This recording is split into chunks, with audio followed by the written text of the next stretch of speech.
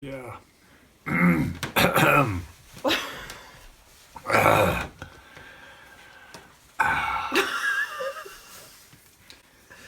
do my vocal warm up. Any number of them. Hi, I'm Esther. I'm Nick. And we are Fouch Family Off-Grid, or Fouchomatic Off-Grid. That's right. We're back again to have a conversation. Not everybody likes this long form, but we do like it, among other reasons, because we can tell you what we really think about things. Right. So it's only been a week since we've been here, but we're going to do it again. We're going to catch you up on what we've been up to the last week and talk a little bit today about winter, the onset of winter, which is, I think, simply the hardest thing we do. Well, it's certainly the hardest thing we did this week. Right. So that's why it makes the list. It happened.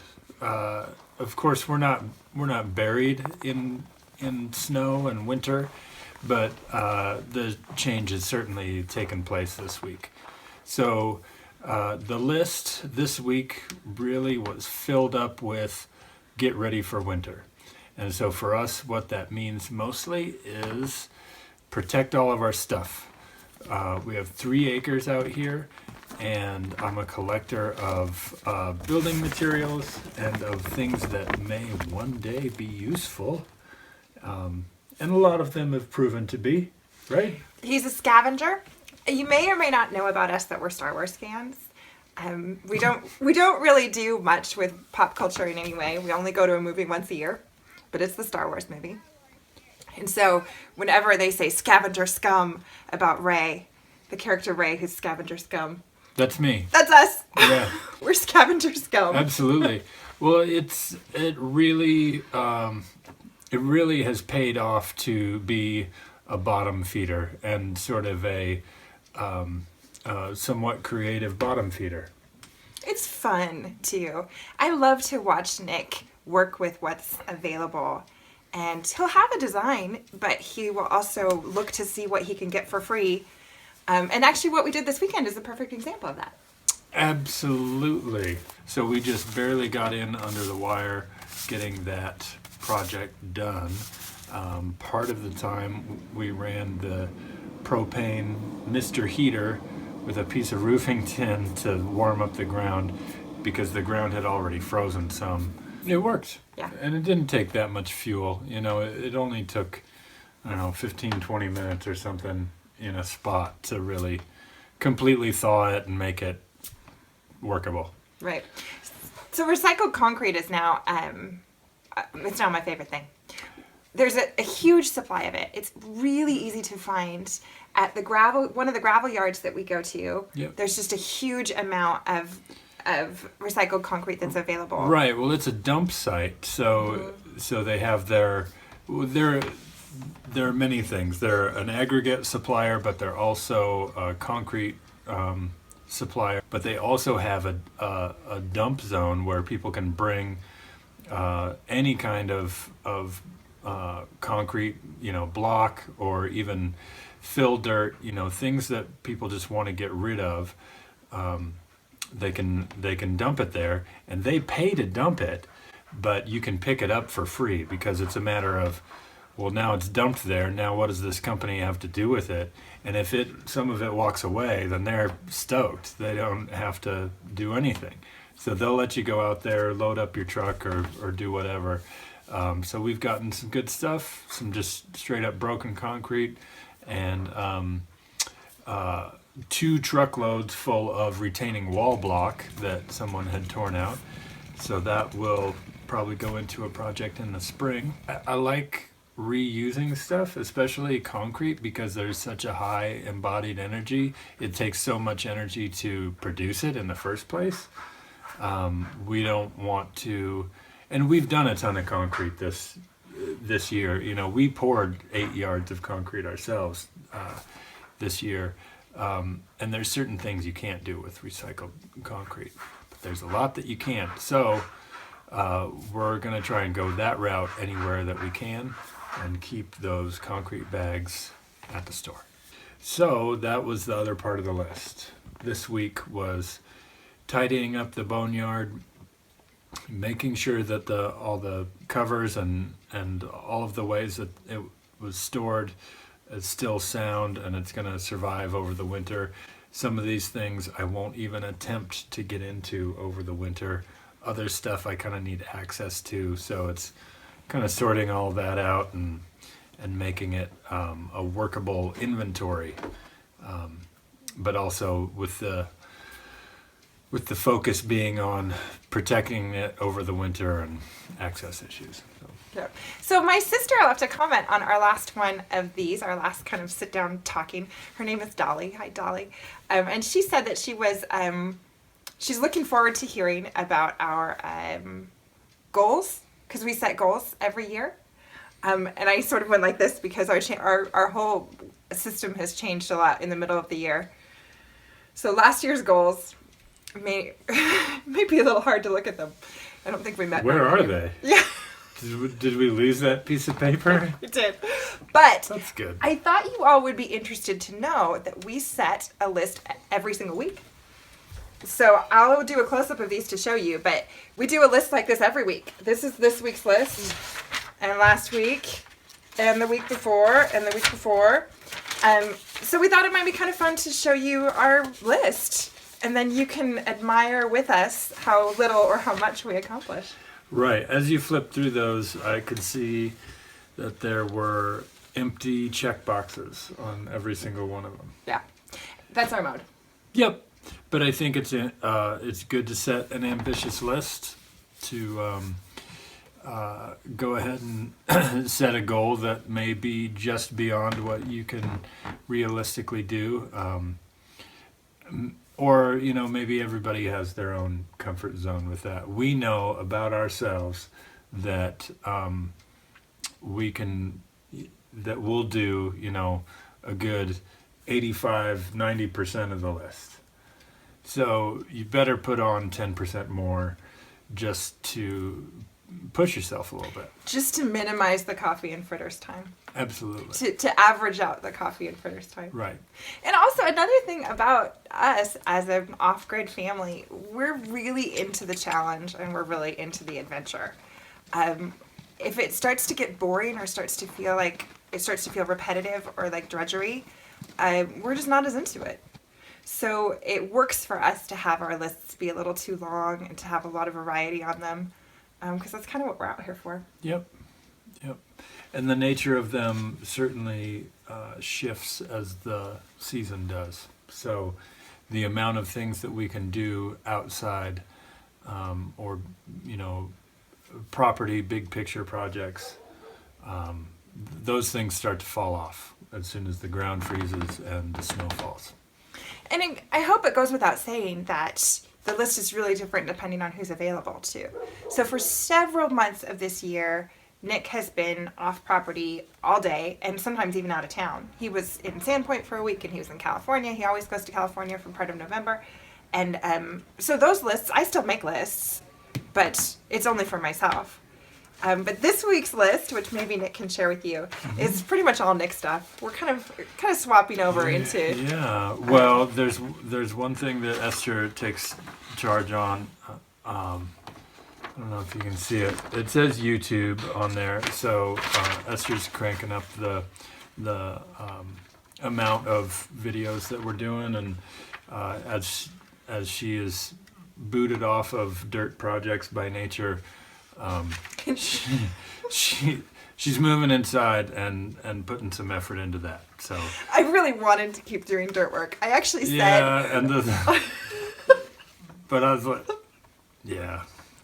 There's only so much propane we can throw at the ground and make it reasonable. You can't just soften the ground all winter long. No. It's not a good strategy, right. So I'm coming inside. All right, so tell them what you're working on. Okay, so we're continuing to work on the driveway a little bit. It's probably not 100% advisable to lay new material on top of frozen ground. Don't do this at home. Yeah, but we're pushing our luck a little bit, and we know that it's going to shift a little bit when the thaw comes along. But there's some areas that we just need a little bit of build-up and a little bit of better traction on. So right now we have a load of of rock in the back of the truck where we're building up a couple of areas, and then I'm going back for a load of road mix to finish that off.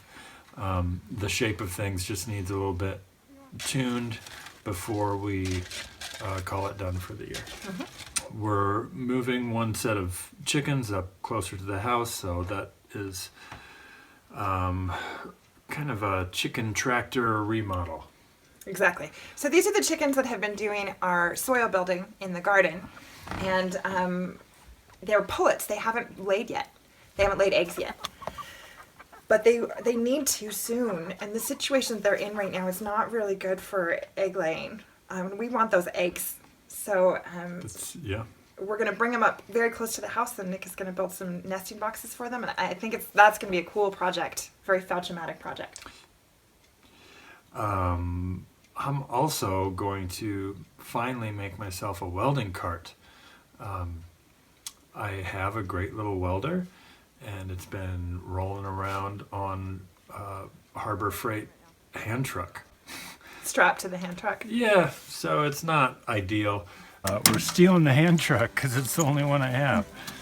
So I have grand plans for a legit welding cart, but somehow it hasn't floated to the top of the list yet. I've been using that hand truck for long enough that I'm really just adapting it. I'm going to cut that hand truck apart and turn it into the all-terrain welding cart that I need. It'll protect the machine better. It'll be less frustrating to use. I am going to move the welder around. That happens, so I might as well do it in a way that doesn't bump the liner and potentially screw it up. I'm also building a charging station, and that's for electronics, for our headlamps, for our computers, and we have recently added a couple of Milwaukee rechargeable lanterns in the house. So cords running everywhere, and all that business has to get managed. The charging station is a project much like any of you might want to do, because it really is just a matter of managing electronics in an attractive wooden structure. So Nick has one steel project this week and one wood project this week, and then one outdoor farm related project this week. I don't know if they'll all get done or not, but it's certainly possible. Yep, we're gonna test my my low temperature speed this week. I'm sure I'll get into a manageable pace at some point out there, but right now it seems a little uncomfortable. It's cold, but it's all right. We'll get into it and see how productive we're able to be. So off-grid life and winter. My sister was here recently, a different sister. I have several sisters, and she said, Esther, I've seen you grow so much as a person in this lifestyle that you have now. I want you to tell people about how you quit and came back. And she actually compared it to childbirth. I had all my babies without medication, and there's that. I had plenty though. Right. I mean, and that's not. We're not saying that that's a special thing or anything. It's just for the purposes of telling the story. But, and the first time you go through childbirth, you don't know what to expect, and you get through it. But the second time is a little bit different because you know what you're doing, and there's this kind of, am I crazy? I'm really going to go through this again? And that's exactly how I felt our first two off-grid winters. The first winter, you can do anything once. And so it kind of had the sense of adventure that we like, and the sense of things constantly changing and variety. Right, and you just sort of take it as it comes, and things are a little surprising and new. And so you're just dealing with things coming at you, and you just sort of roll with it. But the second November, I went back and looked at my journal, and that was actually, I think, probably my darkest time, was that going into the second winter, knowing how hard it was going to be and feeling this sense of dread. I don't know if I can do it. I don't know if I can do just being kind of trapped. Because in our lifestyle, we spend so much of our time outdoors.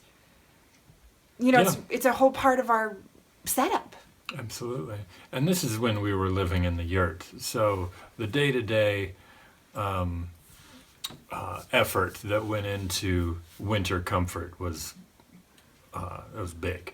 It was a lot. So it just took a lot of I don't know, a lot of energy to get through a day. Yeah. And that second year, it wasn't really easier.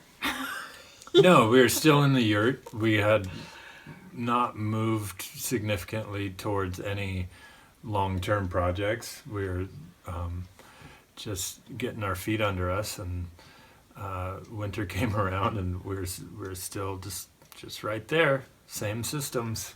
Mm-hmm. Right. And my sister wanted me to tell people that I got through it. Yeah. She said, let people know that it was that hard so that they can see where you are now and know that that winter, I mean, I guess not everybody lives in a place with a winter, but for those of us who do, it's a test of your strength every time. Right. The winter is really just, I mean, it is harder, and it is, I don't mean like places with winter, it's harder to homestead necessarily, but winter is just a really clear marker of a cycle. So everybody's got, a cycle, and as you go through a year, or even as you go through any process, the second time, the first time around is one thing, second time around is another thing. But I don't know, by 3 and 4 and hopefully, 5 and beyond, things get easier. But it's really hard to see right at the end of 1 and starting 2. Well, and especially if you have a process that includes some floundering. Which is key to our process. Yeah, I mean, that's a lot of what we do is flounder until we're clear on what's the right path. Yeah, I can't stand the idea that somebody else knows how to do it right for us. Because we can't, I mean, nobody else is living here. And yes, there's things we could learn from other people, but ultimately the decision is ours, and we got to find what works for us. So here we are. This is our 5th winter? No. 4th.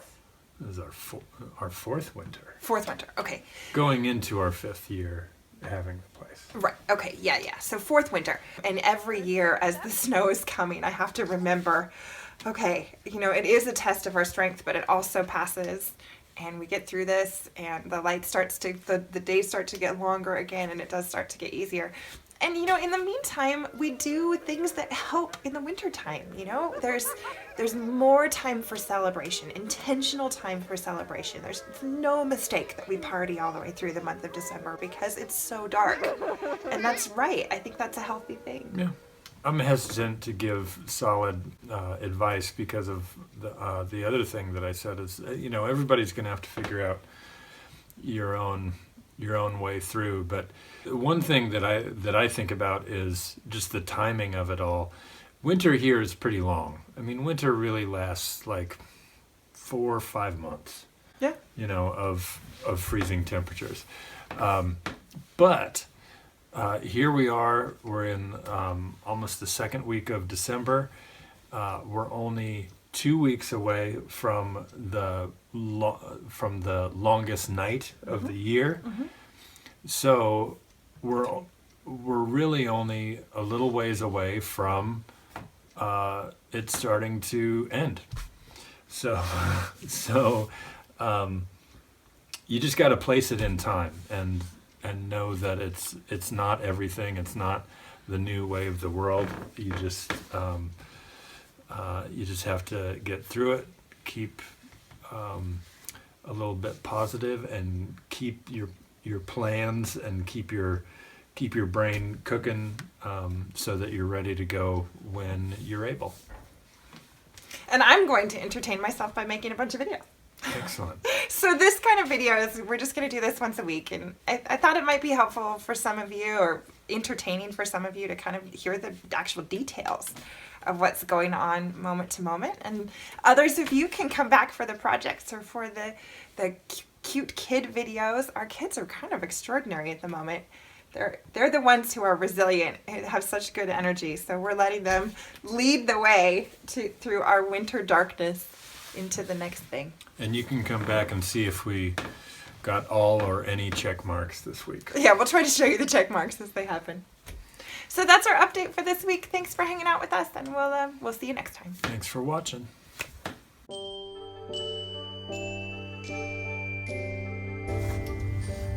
I don't know. Sadie, do you want another one? Should I just go this way? No, you want it? I have a little question. That looks delicious. What are you making? Brownies.